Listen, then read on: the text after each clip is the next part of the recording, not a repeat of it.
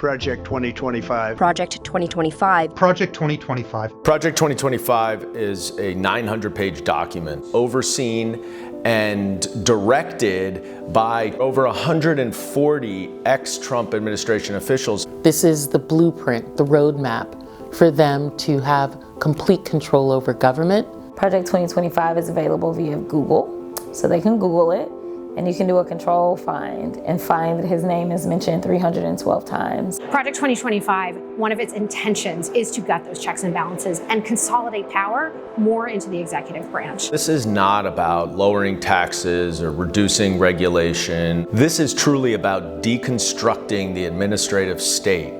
Unelected deep state operatives who defy the voters. I will immediately reissue my 2020 executive order restoring the president's authority to remove rogue bureaucrats, and I will wield that power very aggressively. Schedule F refers to a regulation, an executive order that Donald Trump actually tried to implement in his first term, which would essentially fire at will tens of thousands of expert public servants. It's a matter of pledge your loyalty to the orange one, otherwise you're kicked out of your job. He knows that one of the main things he has to do is ensure that the people who are in decision making, as well as the people who are going to be carrying out directives, are loyal to him. Over 80% of the federal workforce lives outside of DC. That they should be working to help their communities, not be thinking about who they should be politically loyal to. And for people like me, that means my mom, who's been a government employee since I was a little girl in elementary school, who has worked for the Department of Defense, who's worked at Army, who's worked at Navy, who's worked for the IRS, who's worked for the post office. So he would place his political lackeys in the Department of Justice and direct them to protect his allies and his accomplices and to go after his adversaries. We will root out the communists, Marxists, fascists, and the radical left thugs that live like vermin within the confines of our country. Donald Trump found that he ran into upstanding citizens who were experts and determined to execute policy in an apolitical way in his first term. After the election, when he attempted to get the Department of Justice to go after his political enemies, to start lawsuits, when they said no, that was incredibly frustrating to him. Donald Trump would have complete control over the Department of Justice and complete immunity to go after his political adversaries, whether or not there's any evidence. That is one of the main tenets of Project 2025, because it was the Justice Department who thwarted him from taking over after he lost the election. The Department of Justice can be and will be so politicized by Donald Trump that it will act as his personal attorney. I know that the average American does not have the time nor the luxury of time to sit down and read this document. But knowing that there is a roadmap to the destruction of our democracy and it's just sitting there. So they're political hacks. They're not experts, they don't know how our government operates, and it will significantly harm our diplomacy, our intelligence, our defense, our national security. Yesterday, reporters asked me if I thought President Putin was smart. I said, of course he's smart.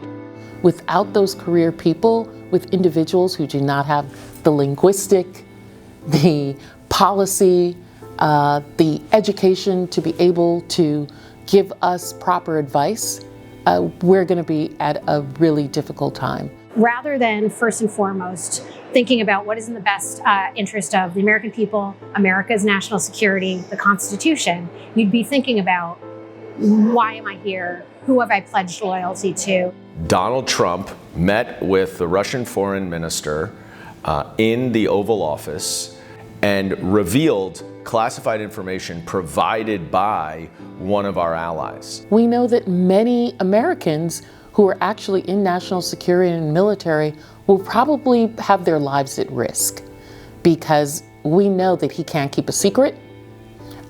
We know that he keeps classified documents in bathrooms. There is something weird about Donald Trump's relationship with Putin, and if he puts his political lackeys in the State Department, then the end is unknown as to how far he will go to align himself with strong men around the world who he admires because he doesn't like any checks and balances on his own worst instincts. This has been something that they have been working on for a while and have called on their experts to all work together under the auspices of the Heritage Foundation. And we are in the process of the Second American Revolution, which will remain bloodless if the left allows it to be.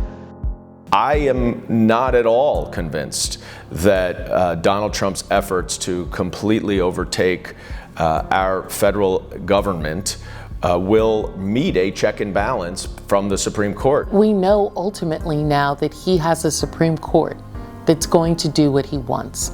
This Supreme Court is Donald Trump's Supreme Court. The conservative movement invested heavily in the courts, and now they're looking for a return on their investment. It's called Project 2025. It's not called Project 2029.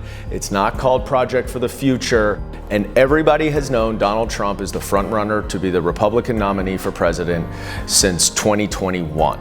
It is designed for him to take over the government next year in 2025.